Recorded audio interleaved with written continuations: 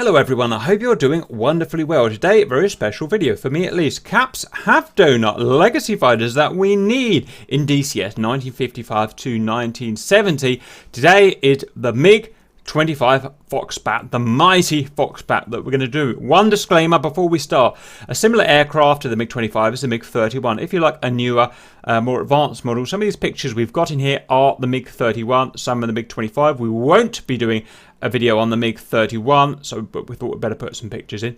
Anyway, let's begin. In fact, before we begin, let's say why this is so special. So this area of aviation 1955 to 1970 is so special to me because the aircraft designed at this period were not political pleasers like they are nowadays. They're not like the F-16, the F-18 and whatnot, which are designed to garner funding by doing lots of different jobs, bombing, SEAD work, fighting, long range, do all sorts of different jobs so that they can get their funding. Back in the 1955 to 1970, a plane did pretty much one job. Everything went in its design to do that, and that's what they did. And you can see that by the crazy designs that were out. Look how you can see this is designed to do one thing only: go really fast, really high, and just, carry a big missile. That's all it wanted to do.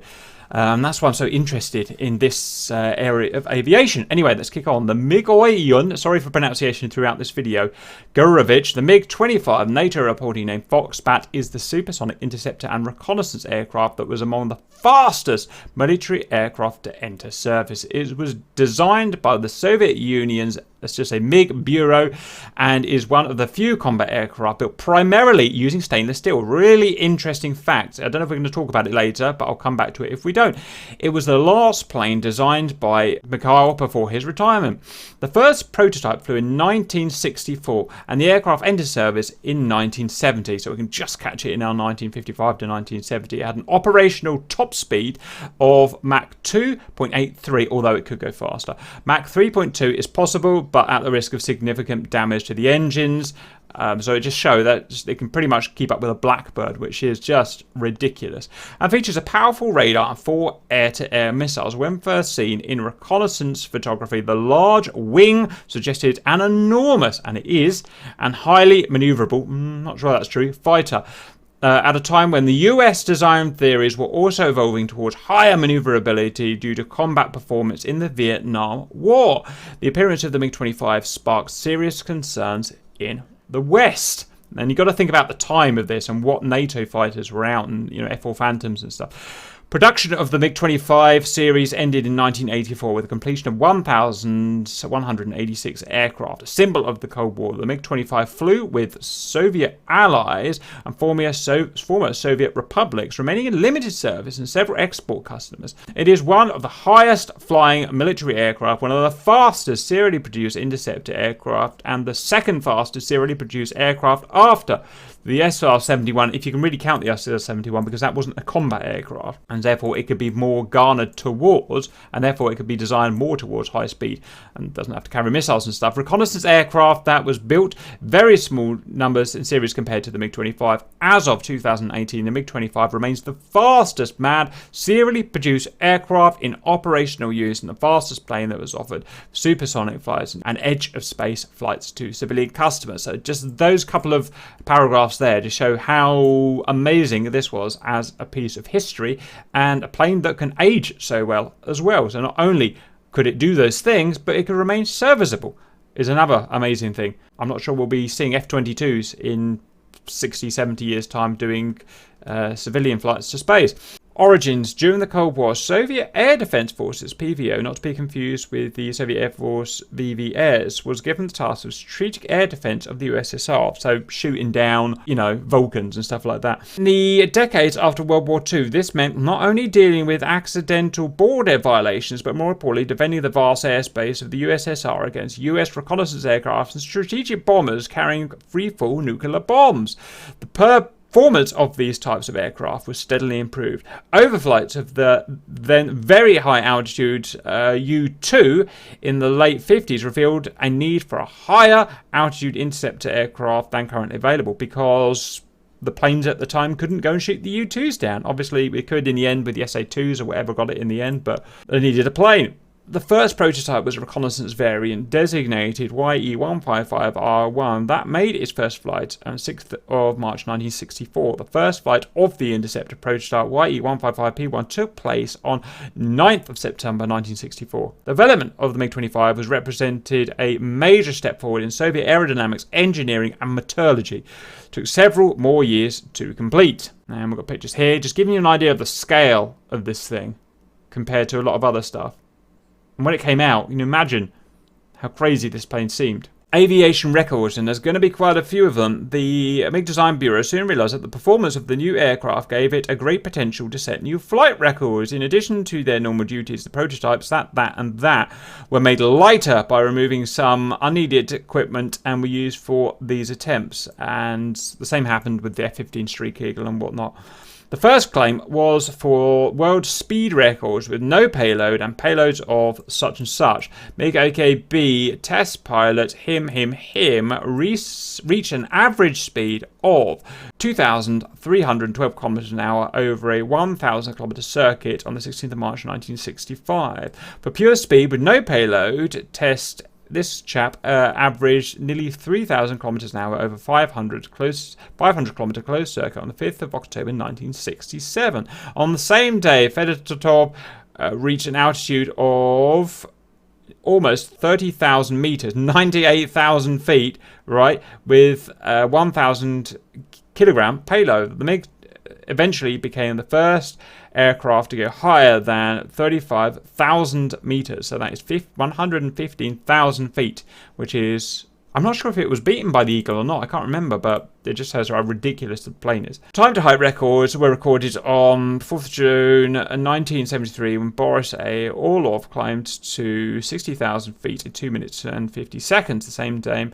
that person reached 25,000 meters, 75,000 feet in 3 minutes and 12.6 seconds, and 90,000 feet in 4 minutes and 3.86 seconds, all ridiculously fast. On the 25th of July 1973, Fedotov reached 35,000 meters with 1,000 kilo payload and 36,000 meters, so nearly 120,000 feet with no load, an absolute world record. In thin air, the engines flamed out and the aircraft coasted in a ballistic trajectory by inertia alone. At the apex, the speed had dropped to 75 kilometers an hour. Wow, so it's basically, well, not flying. On 31st of August 1977, the YE-266M flown by Fedotov set the recognized absolute altitude record for a jet aircraft under its own power. He reached an astonishing nearly 38,000 meters, 124,000 feet at that place, the USSR, on the Zoom climb. The absolute altitude record is different from the record for sustained altitude and horizontal flight. Obviously, the aircraft was actually the MiG-25RB re-engineered with a more powerful RB-15 BF-2-300 engine. It had earlier been part of the program to improve the aircraft's top speed that resulted in the MiG-25M prototype. Here we've got the MiG-25 cockpit, which is just bang on for what we like. Just like a MiG-21, it's just perfect. No MFDs, no clutter, no nonsense. Few gauges, kind of a gun sight, boom, done, perfect.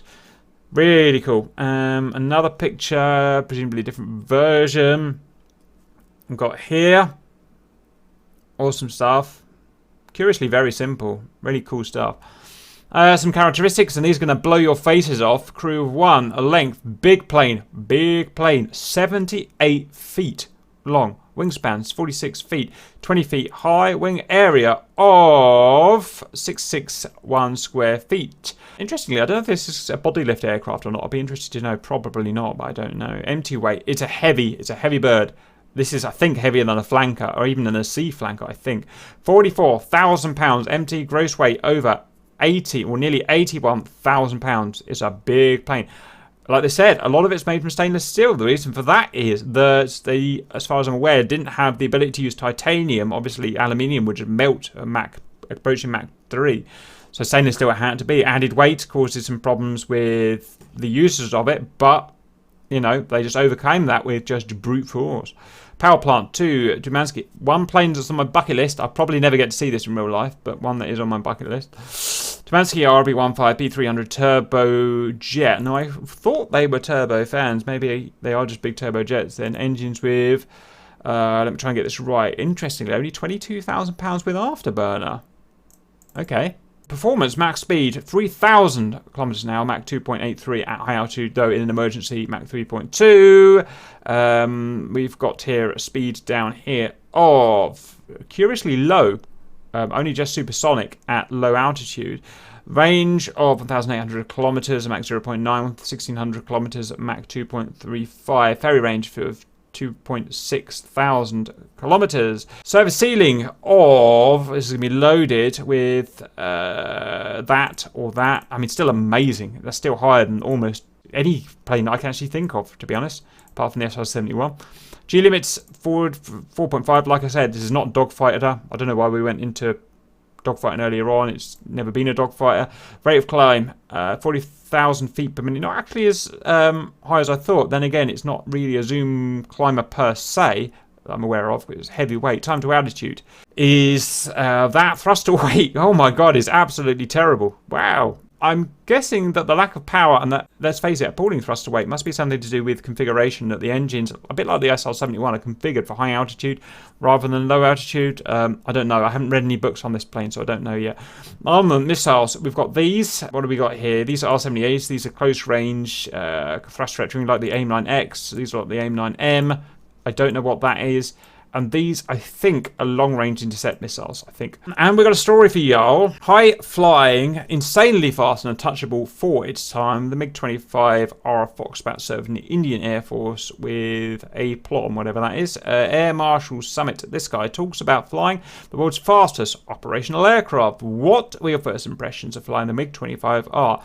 A 20-ton aircraft that carries, well, 20 tons of fuel. Jesus, really? I had to read that again. Compare that to an F-15 or something. That is horrendous. Flies in the stratosphere, cruises at Mach 2.5 in minimum afterburner, exceeds Mach 0.3 with ease when required. What can one say? It was an awesome aeroplane. The fact that the ventral fuel tank was one MiG-23 in equivalent of fuel, so one fuel tank carries as much as the MiG-23 under the belly, speaks for itself. Which works best to describe the MiG-25? Catch me if you can. And that's right, nothing can catch it. What can you say about the performance of the MiG-25? It was the beast with immense power. It's been described by some as an engine with a place for a pilot and some avionics. The Tumansky RB-15B engines each provided more than 10 tons of thrust to produce the desired performance. In almost all the other aircraft I've flown, a regular climb was executed at constant true airspeed of the aircraft relative to the mass, with a progressive reduction in IAS as the altitude increased. The Foxbat climbs with a constant IAS, which is amazing. Can't think of anything to do that. Maybe an F-15 with an increasing TAS. So basically, it essentially accelerates as it goes up. Crossing a beam, the takeoff dumbbell, if a reciprocal turn were to be executed after takeoff at 30,000 feet and increasing, she would be crossing 20 kilometers, 65,000 feet in 6.5 minutes from wheels roll at the start of the climb. The ROC of plus 200 meters per second, almost 20,000 feet per minute, like a bat out of hell. If you did not come back from the max afterburner regime, in comparison, the ROC of the MiG-21 was 110 meters per second at sea level. Now, that is sheer performance, cruising at 20 plus kilometers with minimum afterburner, which incidentally provided best specific fuel consumption.